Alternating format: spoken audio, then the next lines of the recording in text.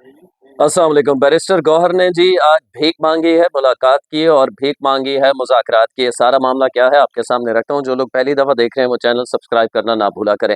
और वो साथ-साथ बैरिस्टर गौहर कह रहे हैं कि अपनों गैरों के साथ-साथ अपनों में भी ये जो तबाही हो चुकी है इसके ज़िम्मेदार हैं। किन अपनों के बारे में कह रहे हैं ये भी आपको बताने की कोशिश करते हैं। इसके अलावा इसमें बात करेंगे एक शेर अफ़ज़ल मरवत के होश-रुबा इंकशाफ की। बहुत बड़ा इंकशाफ किया है उसने कि 9 मई जब हुआ था, आर्मी चीफ मुल्क से बाहर थे, तो किस तरह बगावत की कोशिश की गई थी। इस हवाले से बताऊँगा शफ़ीउल्लाह जान, जो इस वक़्त मुआविन ख़ुसूसी हैं वज़ीर आला सुहेल अफ़रीदी के, उन्होंने माफ़ी माँगी है।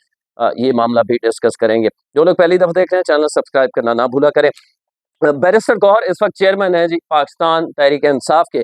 वो कहते हैं कि तहरीक-ए-इंसाफ के लिए ये निज़ाम साक़ित हो चुका है। लग रहा है कि 2026 भी सज़ाओं का साल होगा। साहिब इक़्तिदार कोई तरीका निकालें ताकि हालात बेहतर हों। मुलाकात की भीख माँगने में दूसरों के साथ-साथ अपनों का भी हाथ है। तहरीक जिस शिद्दत से भी चले, मुज़ाकरात का कोई नेमुल बदल नहीं। साहिब इक़्तिदार लोगों से दरख्वास्त है कि इस मुल्क पर तरस खाएँ। अब 2 इसमें पॉइंट हैं।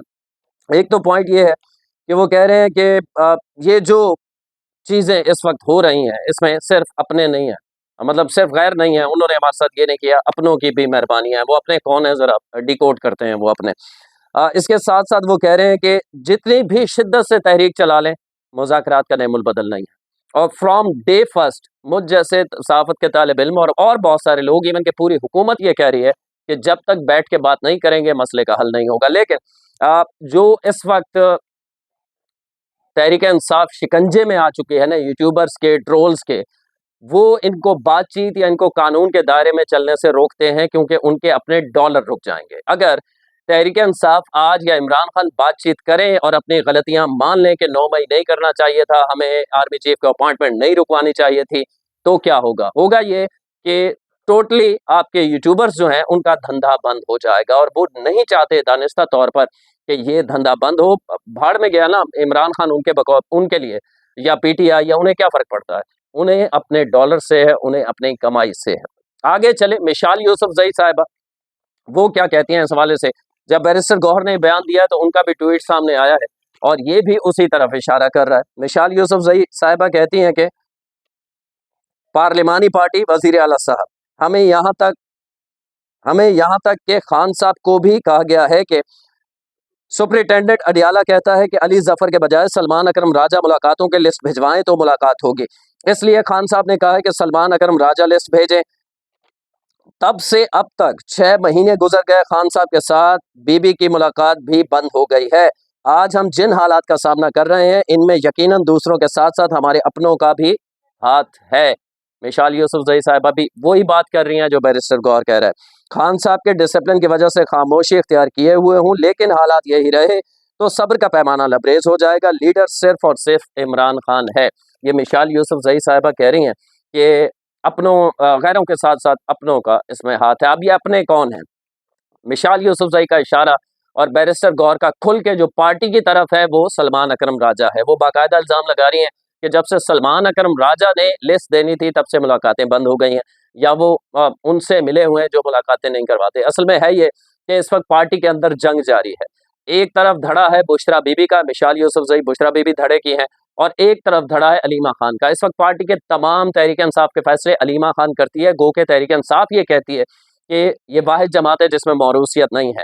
मज़े की बात ये है कि बाकी पार्टियां अपने उन करीबी रिश्तेदारों को, बहन को, बेटी को या वालिद को या बेटे को कम से कम पार्टी में ओहदा तो देते हैं। उसके बाद फिर वो कहते हैं कि सियासी फैसले करें। यहाँ अलीमा खान साहबा के पास कोई ओहदा नहीं है, लेकिन पार्टी के फैसले वो करती हैं। आपको पता है कि गंडापुर साहब को किसने तब्दील करवाया? अलीमा खान साहिबा ने। अभी सलमान अकरम राजा के पास सारे इख्तियारात क्यों हैं? क्योंकि वो अलीमा खान का फेवरेट है और उसके अगेंस्ट बैरिस्टर गौहर हो या मिसाल यूसुफ़ज़ई हो, ज़ाहिर है उनकी गुड बुक में नहीं है, ये बुशरा बीबी के फेवरेट हैं।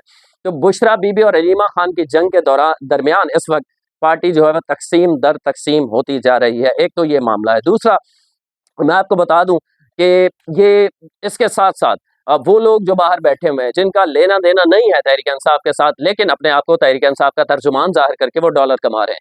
तो उन डॉलर कमाने वालों को क्यों ये अच्छा लगेगा कि कोई मुज़ाकरात हो जाए, कोई बातचीत हो जाए, मामला सॉल्व हो जाए। जितनी कशीदगी होगी, जितनी खान साहब पे सख्ती की बात की जाएगी, जितनी तहरीक इंसाफ के खिलाफ सजाएं होंगी, उतनी सिंपैथी लोगों की गेन करने में वो कामयाब होंगे और उनके डॉलर बनेंगे। ये आसान सा फार्मूला है और कई ऐसे लोग हैं जो ऑफ द रिकॉर्ड कहते भी हैं कि हाँ ये बिल्कुल ये चीज़ें जो है हुकूमत सही कर रही है, लेकिन ये हम कैमरे पे नहीं कह सकते, तो उन लोगों को भी हम जानते हैं। खैर, शफीउल्लाह जान साहब, असल में हुआ ये है कि लाहौर का विजिट किया था सुहेल अफरीदी ने, वज़ीर आला केपी के, आपको इल्म है शफीउल्लाह जान मुआविन खुसूसी हैं साथ थे। तो उन्होंने जब एक जगह रुके रेस्ट हाउस पे, तो वहाँ वो वॉशरूम के लिए जाना चाहते थे, वो बंद था, कोई तकरार हुई तो उन्होंने मोहसिन नकवी के हवाले से नाज़ेबा कलमात इस्तेमाल किए, तो मैं दोहराना नहीं चाहता।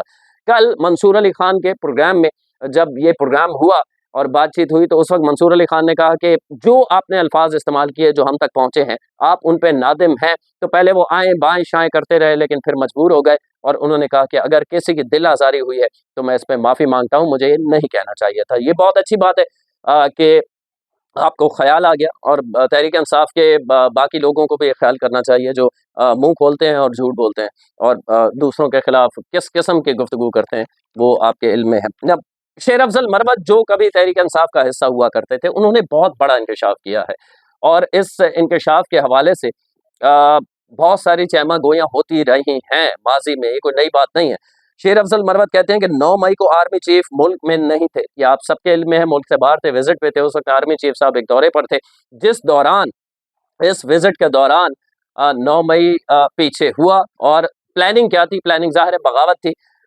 शेर अफजल मरवत कहते हैं कि जो अभी जनरल साहब रिटायर हुए हैं, यानी वो साहिर शमशाद मिर्जा की बात कर रहे हैं, chairman joint chiefs of staff committee थे, जो अब वो ओहदा ही खत्म हो गया और chief of defence forces army chief बन गए। साहिर शमशाद मिर्जा का वो कह रहे हैं, उन्होंने मुबैना तौर पर आर्मी चीफ से कहा कि आपको आने की जरूरत नहीं, मामलात मैं संभाल लूंगा। यानी उन्होंने आर्मी चीफ इस वक्त फील्ड मार्शल आसिम मुनीर को कहा था। 9 मई जब हुआ तो साहिर शमशाद मिर्जा ने आसिम मुनीर को पैगाम भेजा था कि मैं संभाल लूंगा, आप वहां परेशान ना हो, अपने दौरे को मुकम्मल करें। जनरल फैज पर इल्जाम है कि उसने उकसाया इस सर्विंग जनरल को कि आप टेक ओवर कर लें, और ये सिर्फ जनरल फैज ने नहीं उकसाया, ये तो शेर अफजल मरवत अब कह रहे हैं। पूरी पीटीआई की प्लानिंग यही थी। पहले आर्मी चीफ आसिम मुनीर की अपॉइंटमेंट को रोका गया। मैं आपको 12 बता चुका हूं अपनी वीडियोस में कि वो किस तरह मुल्क से बाहर भी कोई डॉक्यूमेंट्स भिजवाए गए कि ये फलां फलां फिरके से ऐसे ना होने दें, आर्मी चीफ ना बनने दें। सऊदियों को भिजवाया गया, फिर वजीर आजम शहबाज शरीफ को जाके सऊदियों को सफाई देना पड़ी थी, अपॉइंटमेंट रुकवाई गई। जब ये देखा कि अपॉइंट हो गए हैं, फिर 9 मई किया, तो ये पूरी प्लानिंग थी। और ये ज़ाहिर है इसमें सियासतदानों के पास इतना दिमाग नहीं होता कि फौजी स्ट्रक्चर कैसे चलता है, तो फैज़ हमीद ये सारा गाइड कर रहे थे। अब फैज़ हमीद की और पीटीआई की मिल के कोशिश थी कि साहिर शमशाद मिर्जा को ऑफर की जाए कि आप टेक ओवर कर लें और उनको साइड पे कर दिया जाए।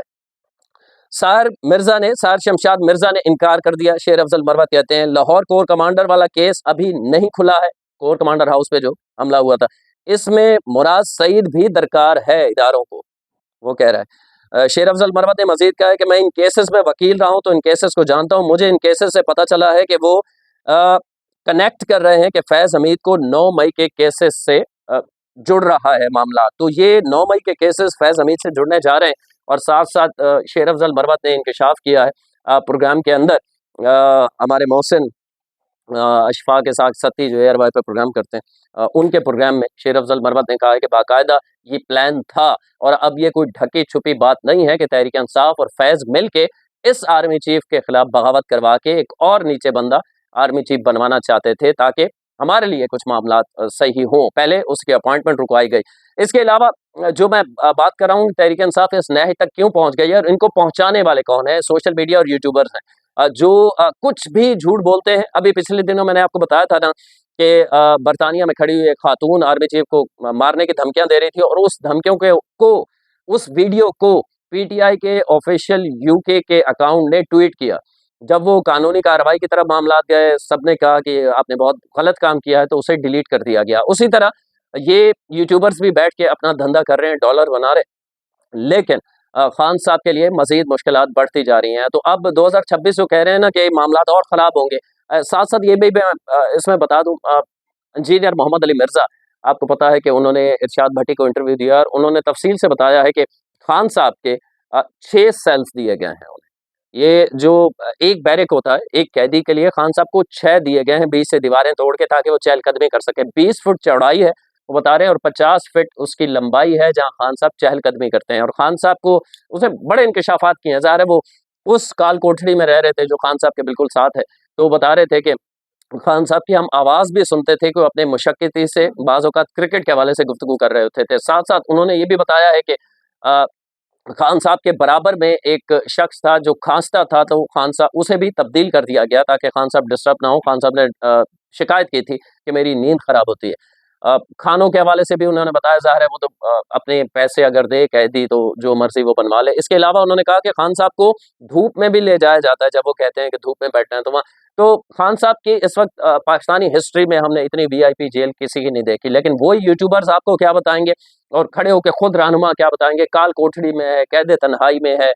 तो इस किस्म का प्रोपेगेंडे करने से रियासत के खिलाफ आपने हर कोशिश कर ली, अब कुछ नहीं होने वाला। आखिर में अ, जिस नतीजे पे अब तक मैं पहुँचा हूँ, जो मुझे चीज़ें समझ में आई हैं, वो ये है कि तहरीक-ए-इंसाफ को मुज़ाकरात की तरफ आना पड़ेगा, 9 मई पे माफ़ी माँगना पड़ेगी, ये गलती थी, हो गई, आगे चलना है। इसके अलावा सबसे दिलचस्प मामला वो होगा, वो कहते हैं लाज़िम है कि हम भी देखेंगे, तो वो वक़्त भी दूर नहीं है, जब ये तमाम यूट्यूबर्स जो अब बैठ के खान साहब के बहुत हमदर्द बने हुए हैं, रौलत कमा रहे हैं और बेवकूफ़ बना रहे हैं अवाम को, झूठ बोलकर, प्रोपेगेंडा करके, ये सब लोग इनको तहरीक-ए-इंसाफ खुद और पीटीआई इमरान खान बानी खुद जब कभी बाहर आएँगे तो सबसे पहले इन्हें डिसोन करेंगे। बिल्कुल उसी तरह मुझे याद है कि काज़ी फ़ाज़ ईसा के खिलाफ जब केस बना था ना, तो ये दिन में 4-4 वीडियोज़ करते थे कि इस जैसा बुरा आदमी कोई नहीं है। रेफ़रेंस जब बनाया गया था, खान साहब को खुशनुदी के लिए, खान साहब को खुश करने के लिए। लेकिन जब वो खान साहब इक़्तिदार से बाहर गए तो कहा काज़ी फ़ाज़ ईसा के खिलाफ केस मैंने नहीं बनाया था, वो तो कहीं और से आया था, तो आपके मुँह में क्या रह गया? तो सिवाय आप टिश्यू के अलावा, ट्रोल्स के अलावा आपकी कोई औकात नहीं है। ये बाहर बैठे हों या मुल्क में बैठे हों, जो दुःख हमें ये नहीं है, वो डॉलर कमाएँ, कुछ कमाएँ, हमारा उससे क्या है? हम मज़दूर तबका है, अपना वही मज़दूरी करते रहेंगे। दुःख ये है कि आप एक पार्टी के तर्जुमान बन के फिर साफ़ी सफ़ों में बैठते हैं और अपने आप को साफ़ी कहलाते हैं, जो काबिल कबूल नहीं। अगली वीडियो तक के लिए अल्लाह ने